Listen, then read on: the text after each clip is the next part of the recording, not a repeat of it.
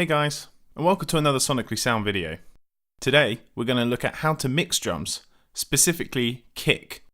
This video will show you a basic way to mix a drum, my go-to mix if you will.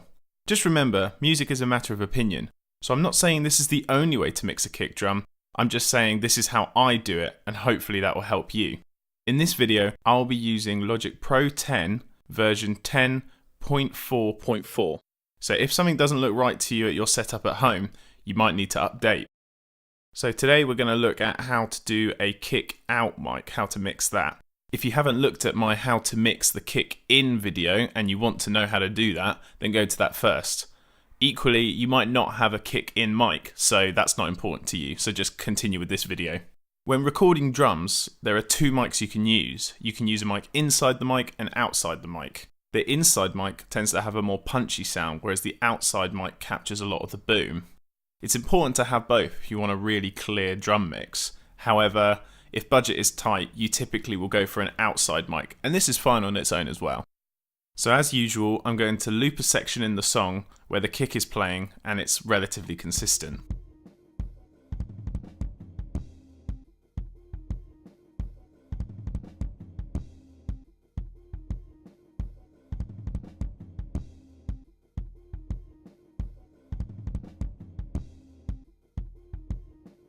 So the first thing I'll do is look to compression. So you can open compression by selecting this line at the top. When you click that, the compression will open up. Now, if you haven't watched my video on compression, then maybe you might want to watch that first before we start with this. If you have, you know that I like to use Studio FET. Now, this is what I like to use, so don't just go on my word, experiment with all of them, but for the example of this video, we'll be using Studio FET. I like to select graph because I get a visual idea of what's being compressed on here and on here. So for a kick drum, you typically want a bit of a harder compression, particularly for this genre of song, which is a rock song. So you want the ratio to be kind of high, so I'm going to go for 4.6 to 1. This should compress it quite hard, but not too hard so it sounds rubbish, but it's just giving it less of a dynamic range and a more punchy sound, which is what you expect from a rock song. If it was jazz or something like that, it would probably be not compressed at all or very lightly compressed. So we'll start there and then we can see how much it's being compressed when I play.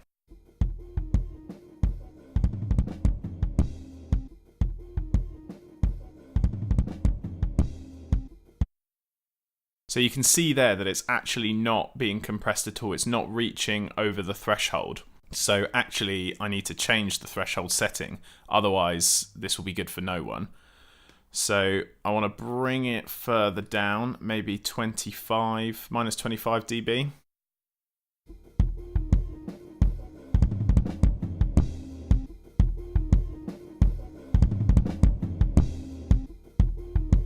So I've compressed it to minus 26.5 dB. Basically, this will reduce the dynamic range, so it will sound a bit louder, but the really loud bits will be quieter, and it just kind of will come together, because I find with a kick out mic, you get less of the actual kick sound because it's so far away, and you get a lot of the sound pressure blowing onto the mic. So that's how I do that, and then the next step, as you know, is EQ. If you're unfamiliar with how the EQ in Logic Pro 10 works, then I do have a video for that as well, if you want to check that out. So with the EQ, we want to enhance the sound of the kick out mic, and we also want to reduce some sounds that we maybe don't want to hear. You might have noticed from playing it that we're getting a lot of the rest of the band sound as they're playing all in one room. I could use EQ to remove that, but at the end of the day, I'll be playing this kick out mic with the rest of the band, so really removing the band sound is pointless. So the first thing we want to do is move up the bass sound. You might know that the kick drum is also called the bass drum. So there's a lot of low end in that, and we want to boost that up because that's the most low end we'll get from the drums other than the toms. So let's have a listen and see what sounds there are and where we need to EQ.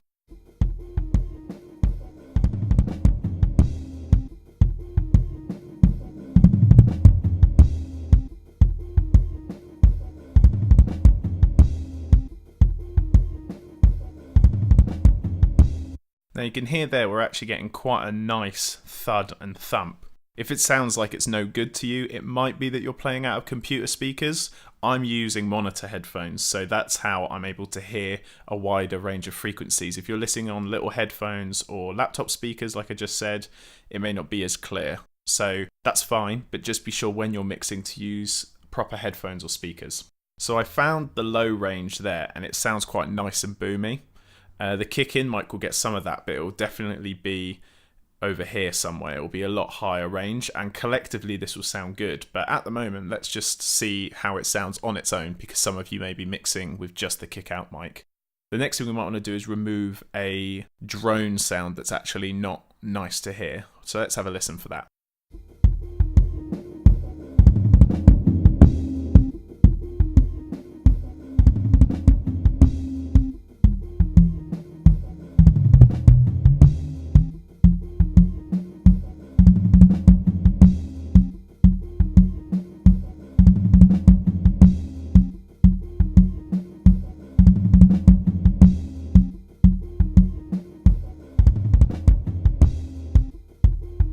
So I found a sound at 190 Hertz. It sounded quite annoying, but equally I had it boosted really high. So I've just reduced it a little bit, so it should be fine where it is. The next thing I want to do is get the snap of the kick pedal hitting the skin of the kick drum.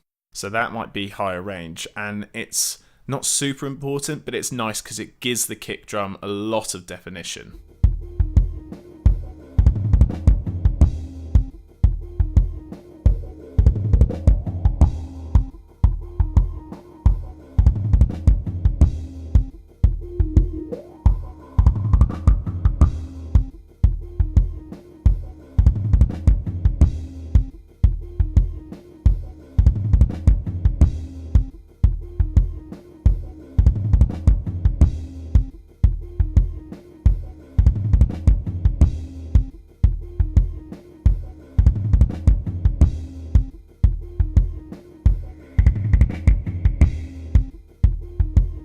So it seems like around 2K, maybe lower towards 1K, there is a snap sound.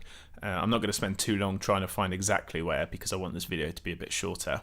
So we got the snap and we've got the real boom, and we've removed some drones. That's probably the most I'd do. If you wanted to, you could grab the high shelf and just remove a lower end like that, but I'm just going to leave it because, like I said before, all of the sound we're hearing there is from other instruments, and we're just going to add it in, so there's very little reason to remove it. Now, the other two things I tend to do when mixing an instrument is I look for panning and reverb. So, like in my video about kick in, we're not going to pan it, and that's because it's a bass frequency, and you don't pan bass instruments, and that's because bass frequencies are omnidirectional. They play in all frequencies, and basically the higher frequency you get, the more directional it is. So it's important where that is. You might want to pan something like a guitar, but not a kick drum.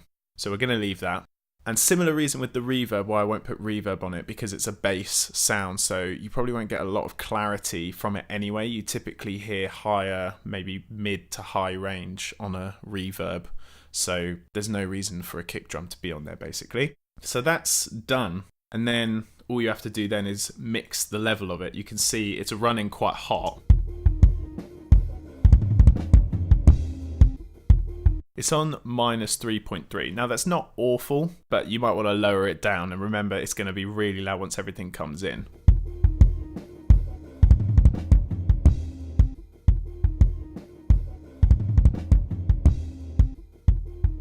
But the most important thing is it is a healthy level. Sometimes you might find that you've recorded it badly and the level is really low and you're struggling to boost it up. So recording is always very important. It's always important to record it well, because otherwise your mixing job becomes a lot more difficult, because you want to boost it, you want to remove background sounds, because obviously once you boost it, you boost everything, and you want to reduce that. So that's why as well it's good to record a kick in and a kick out mic, because then you're not solely relying on the entire sound of the kick mic on one mic. There's one on the inside as well. So let's look at mixing the kick in and kick out mic together. So I'll solo that as well. So at the moment we just have the kick in and the kick out mic playing. I'm going to put this back to 0, back to unity, so that they're both equal levels, so we can just kind of hear what we are expecting to hear.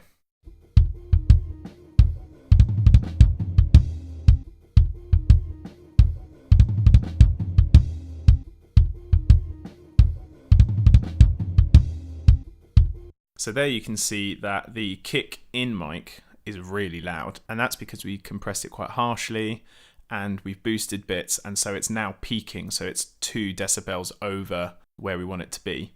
So we're gonna have to bring that down, and that's fine. I'll bring it way down and just kind of see how that sounds.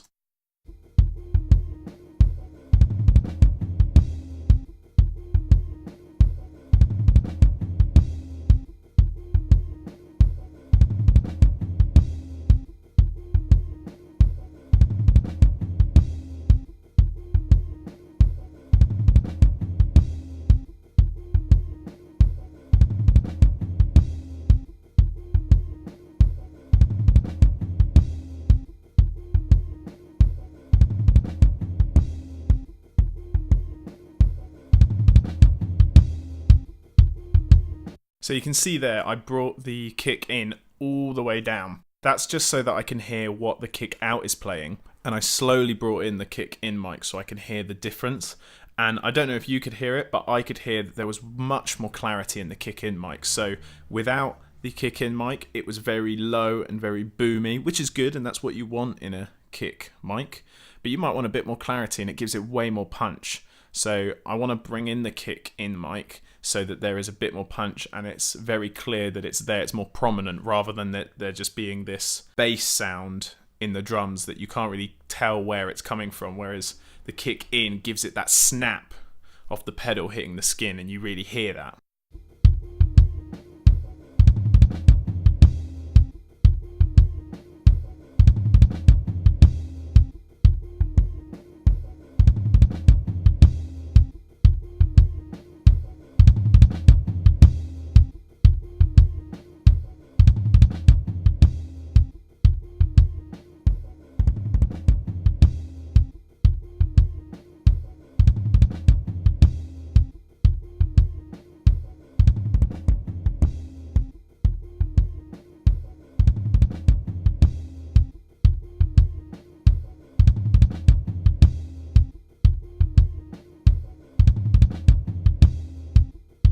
So that sounds quite good there. So we're getting more from here, but that's in terms of level. But you'll notice that the kick in mic is giving a much louder signal, whereas the kick out mic is a smaller signal. So although this fade is lower, that doesn't mean I'm giving less volume to that, because actually it's producing more volume anyway. You'll notice that it's still kind of getting close to peaking. So what I might want to do there is select both the tracks and bring them both down like that. And what that will do is bring the whole thing down so that if I want to bring this up, it's not going to clip.